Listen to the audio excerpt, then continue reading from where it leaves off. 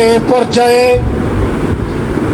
গুরুত্বপূর্ণ ভাষণ প্রদান করবেন জাতীয় সংসদের বিরোধী দলীয় নেতা, বাংলাদেশ জামাত ইসলামীর সংগ্রামী আমির জনাব ডক্টর শফিকুর রহমান।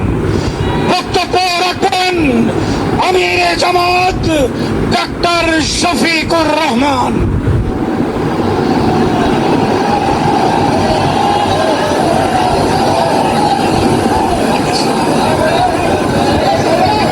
আসসালামু আলাইকুম ওয়া রাহমাতুল্লাহ। আলহামদুলিল্লাহি রাব্বিল আলামিন ওয়াসসালাতু ওয়াসসালামু আলা রাসূলিহিল কারীম ওয়া আলা আলিহি ওয়া সাহবিহি ওয়া আহলি বাইতি আজমাইন। বাংলাদেশ খেলাফত মজলিস কর্তৃক আয়োজিত গণভোটের রায় বাস্তবায়নের দাবিতে আজকের এই বিশাল সমাবেশের সম্মানিত সভাপতি আমিরে মজলিস, মজলুম জননেতা, আধিপত্যবাদের বিরুদ্ধে উচ্চকিত কণ্ঠ, প্রিয় সহযোদ্ধা জনাব আল্লামা মামুনুল হক, মঞ্চে বসা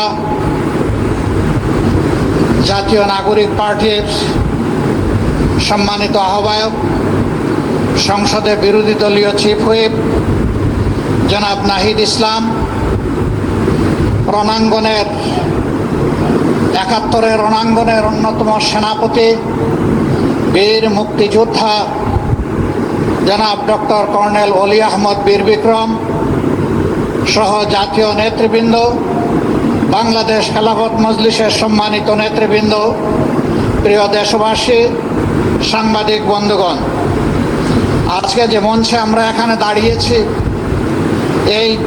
এই মঞ্চের সাথে দুইটা জিনিস কখনো যাবে না। একটা আধিপত্যবাদ আর একটা ফেসিবাদ। এই দুইটাকে এই মঞ্চ কখনো কবুল করবে না, বরদাস্ত করবে না।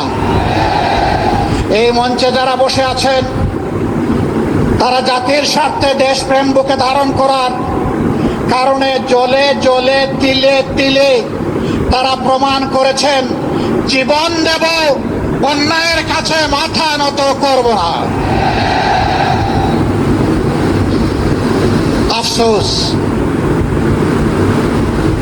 ২০০৬ সালের ২৮ অক্টোবর যে খুনের রাজনীতি দিয়ে হাত রাঙিয়ে মানুষের রক্ত দিয়ে হাসিনার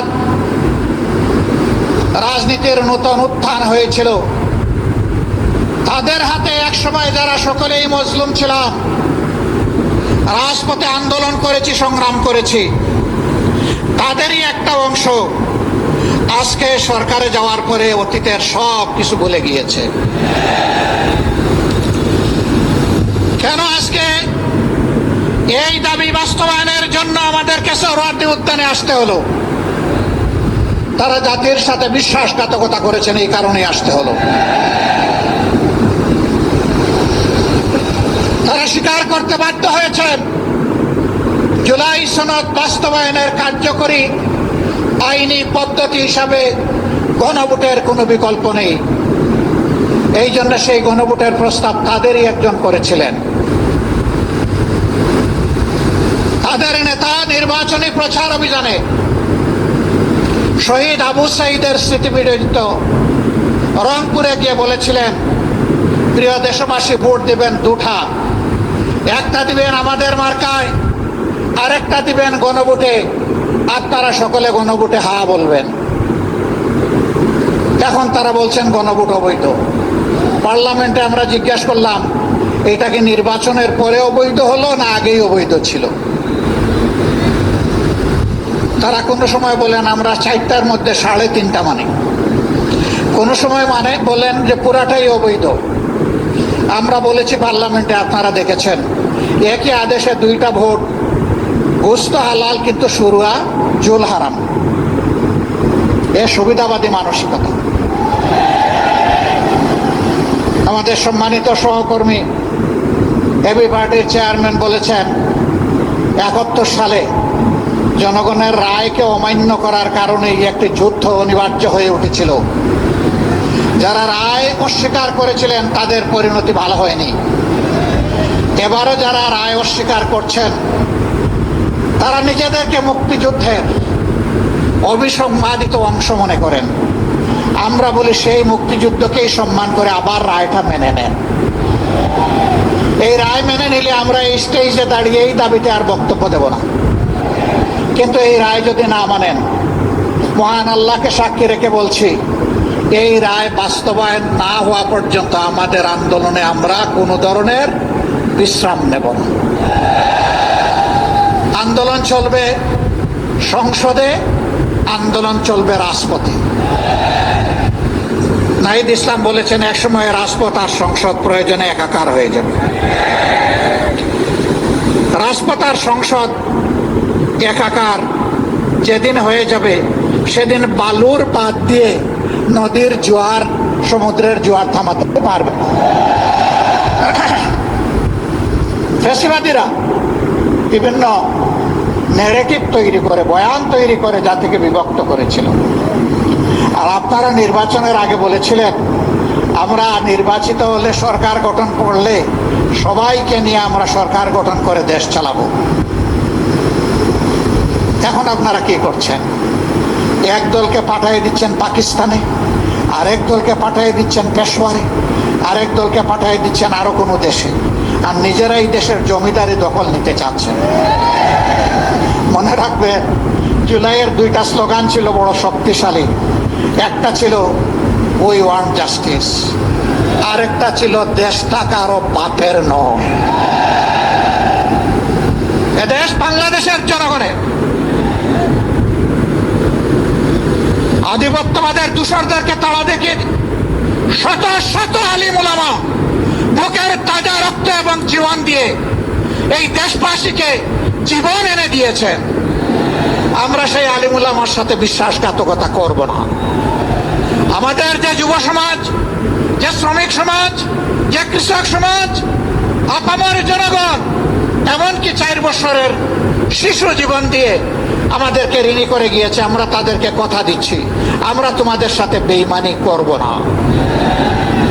তোমাদের স্বপ্ন বাস্তবায়নে আমরা অবিচল সামনে এগিয়ে যাব ইনশাআল্লাহ।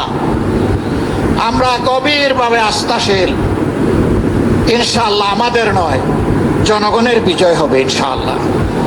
যেই 70% জনগণ ফ্যাসিবাদের বিরুদ্ধে দৃঢ় অবস্থান নিয়েছে গণভোটে হ্যাঁ বলে, সেই জনগণের বিজয় হবে।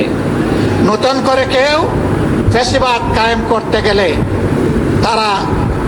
তাদেরকে অনুরোধ করব, নিকট অতীতের যাদেরকে এখন বুকে টেনে নিয়ে আপনারা এই নির্বাচনের বৈতরণী পার হয়েছেন, যাদের হাতে পায়ে ধরে ইঞ্জিনিয়ারিং করে ক্ষমতায় এসেছেন, তাদের পরিণতি থেকে শিক্ষা গ্রহণ করুন।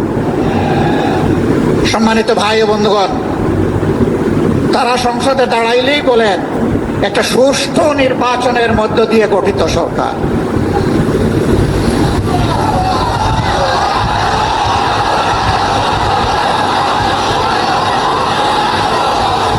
সরকার যদি সুষ্ঠু নির্বাচনেই গঠিত হয় তাহলে বারবার দাঁড়াইয়া বলতে হয় কেন? মেকিয়াভেলির একটা কথা আছে, তুমি যদি কোনো মিথ্যাকে এস্টাবলিশ করতে পারো তাহলে একবার বললে হবে না, শতবার বলতে থাকো। হ্যাঁ, ইতিমধ্যেই রাজসাক্ষী 2 জন পাওয়া গেছে। একজন সাবেক সরকার, এই ইন্টারিম গভর্নমেন্টের একজন উপদেষ্টা, তিনি বলেছেন আমরা ওদেরকে মেইন স্ট্রিম হতে দেইনি, ওরা পাওয়ার কথা ছিল 168, আমরা এদেরকে নামিয়ে এনেছি 68-তে। তাইলে তিনি স্বীকার করে নিয়েছেন যে একটা নিরপেক্ষ সরকারের অংশ হয়ে তিনি দেশবাসীর সাথে বিশ্বাসঘাতকতা করেছেন। তিনি বলেন নাই যে আমি নামিয়ে এনেছি, বলেছেন আমরা নামিয়ে এনেছি বহু বছর। তাহলে বাকি বচনগুলা কারা? এদের চেহারাও জাতির সামনে আপনি একটু বলে দেন, একা এ দায় নিবেন কেন? আরেকজন সংসদের ভিতরে স্থানীয় সরকার পল্লী উন্নয়ন প্রতিমন্ত্রী, তিনি বলেছেন যুবকরা, ছাত্ররা আন্দোলন করে ফ্যাসিবাদের পতন ঘটিয়েছে, আমরাও ছিলাম। তবে ডক্টর মোহাম্মদ ইউনূস ক্যাপ্টেনের হাতে লন্ডনে গিয়ে পতাকা দিয়ে এসেছেন। ক্যাপ্টেনের হাতে নাকি ট্রফি দিয়ে এসেছেন। ট্রফি যদি আগেই ক্যাপ্টেনের হাতে চলে যায় তাহলে এটা ছিল নির্বাচন নামের তামসা।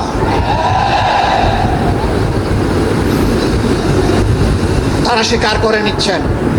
মৌলানা মামুনুল হক সংসদে গেলে কি হতো? যা হতো এর ভয়েই তাকে আটকে দেওয়া হয়েছে।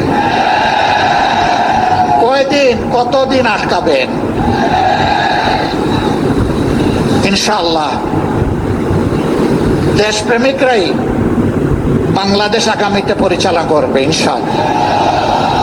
তৈরি হন, লড়াই চলবে, থামবো না, চালিয়ে যাব।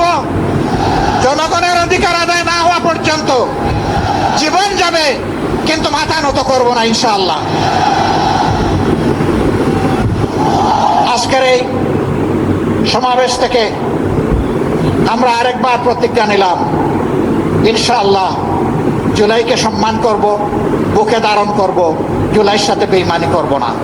আর জুলাইয়ের সাথে যারা বেঈমানি করবে তাদেরকে ছাড় দিয়ে কথা বলা হবে না। বিশেষ করে যুবকদেরকে অনুরোধ করব, তৈরি হন। বলবেন আর কতবার জীবন দেব? দেশের জন্য যতবার প্রয়োজন আমিও তোমাদের কাতারে দাঁড়িয়ে বলছি, আমিও যুবক, জীবন দিতেই থাকবো ইনশাআল্লাহ। বিড়ালের মতো বাঁচতে চাই না, 100 বছর, 1000 বছর, সিংহের মতো বাঁচতে চাই 1 সেকেন্ড। এর মাঝে আর কোনো কম্প্রোমাইজ হবে না ইনশাআল্লাহ। আধিপত্যবাদের কোনো ষড়যন্ত্র বরদাস্ত করা হবে না। সব কিছুকে ছিন্ন ভিন্ন করে দেওয়া হবে ইনশাআল্লাহ। সবাইকে আবারও আরেকটি অনিবার্য লড়াইয়ের জন্য প্রস্তুতি নেওয়ার আহ্বান জানিয়ে আমার বক্তব্য এখানেই শেষ করছি। আল্লাহ হাফেজ। বাংলাদেশ জিন্দাবাদ। বাংলাদেশ খেলাফত মজলিস জিন্দাবাদ। আসসালামু আলাইকুম ওয়া রাহমাতুল্লাহ।